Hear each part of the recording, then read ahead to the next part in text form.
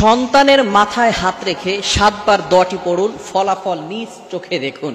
অনেকেই আছে সন্তান যদি নষ্ট হয়ে যায়, প্রত্যেকটা পিতা মাতাই চায় যে আমার সন্তান যাতে করে আদর্শ সন্তান হতে পারে, আমার সন্তান যাতে করে বেস্ট সন্তান হতে পারে। যত সন্তান আছে পৃথিবীর ভিতরে, যত বাচ্চা আছে, সকল বাচ্চা থেকে যাতে করে আমার বাচ্চাটা বেস্ট হতে পারে, আমার সন্তানের আদর্শ যাতে করে সুন্দর আদর্শ হতে পারে, এটা নিয়ে সকল পিতা মাতাই কিন্তু চিন্তা করে। কিন্তু অনেক সময় দেখা যায় আমাদের সন্তানরা বিপথে চলে যায়, খারাপ পথে চলে যায়। সন্তানের মাথায় হাত রেখে যদি আপনি একটি দোয়া, আল্লাহ তাআলার দুটি নাম যদি আপনি বারবার করে তার মাথায় হাত রেখে 7 বার পড়তে পারেন, আপনি আশ্চর্য হয়ে যাবেন ফলাফল দেখে।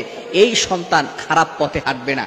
কিছুদিন আগে এক মা আমাকে ফোন দিয়েছে, হতভাগা মা আমাকে ফোন দিয়ে বলছে যে আমার মেয়ে আমার কোনো কথা শোনে না, তার বাবার কোনো কথা শোনে না, সে বেপরোয়া ভাবে বাহিরে বের হতে চায়।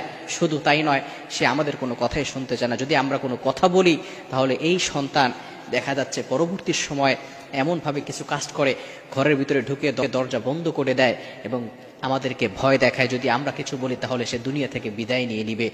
এই মা কতটা কষ্টের ভিতরে আছে, সন্তান কথা শোনে না। পিতামাতা চায় সন্তানকে সঠিকভাবে চালাতে, কিন্তু সন্তান কথা শোনে না।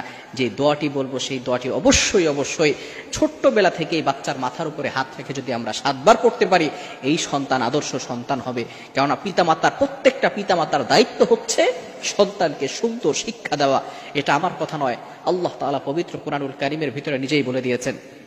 আপনি পবিত্র কুরআনুল কারীম খুলেন, 28 নম্বর পারার 19 নম্বর পৃষ্ঠা 13, 14, 15 নম্বর লাইন, সূরাতুত তাহরীমের 6 নম্বর আয়াতে আল্লাহ পাক রব্বুল আলামিন মুমিনদেরকে ডাক দিয়ে বলছেন, ইয়া আইয়ুহাল্লাযীনা আমানু, ও ইউ হ্যাভ বিলিভার্স, এই বান্দারগণ, কু আনফুসাকুম ওয়া আহলিকুম নারা, save your self, save your family, তোমরা নিজেরাও বাঁচো, তোমার পরিবারকেও জাহান্নাম থেকে বাঁচাও।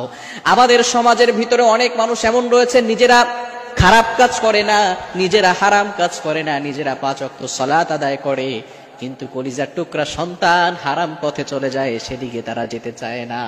এজন্য অবশ্যই সন্তানদেরকেও জাহান্নাম থেকে বাঁচাতে হবে, সন্তানদেরকেও সঠিক নিদর্শন দিতে হবে, সঠিক আদব শিক্ষা দিতে হবে, সন্তান যাতে করে ভালো হয়, সঠিক পথে চলতে পারে। এজন্য এই ছোট্টবেলা থেকে সন্তানের মাথায় হাত রেখে আপনি এই দোয়াটা পড়বেন। বিশেষ করে 5 ওয়াক্ত সালাতের পরে আয়াতুল কুরসি এবং 4 কুল, কুল ইয়া আইয়ুহাল কাফিরুন, কুল হুয়াল্লাহু আহাদ, কুল আউযু বিরাব্বিল ফালাক, কুল আউযু বিরাব্বিন নাস, এগুলো পড়ে সন্তানের মাথায় দিয়ে দিবেন যাতে করে সন্তান খারাপ পথ থেকে বাঁচতে পারে। এবং সন্তানের মাথায় হাত রেখে ইয়া আল্লাহু ইয়া বাররু, ইয়া আল্লাহু ইয়া বাররু, এই ছোট্ট দোয়াটি, ইয়া আল্লাহু ইয়া বাররু, অনেক বড় দোয়া না, ছোট্ট 2টা নাম, এগুলো পড়ে সন্তানের মাথায় 7 বার পড়বেন, 5 ওয়াক্ত সালাতের পরে পড়বেন। আপনার ছোট্ট সন্তান, অনেক সময় জিনরা সন্তানদেরকে ডিস্টার্ব করতে থাকে, ছোট্ট বাচ্চাদের উপরে জিনরা আসর করে থাকে, অনেক সময় ব্ল্যাক ম্যাজিক করে থাকে, অনেক সময় বাচ্চারা পড়তে চায় না, বাচ্চারা পড়ার দিকে মনোযোগ থাকে না।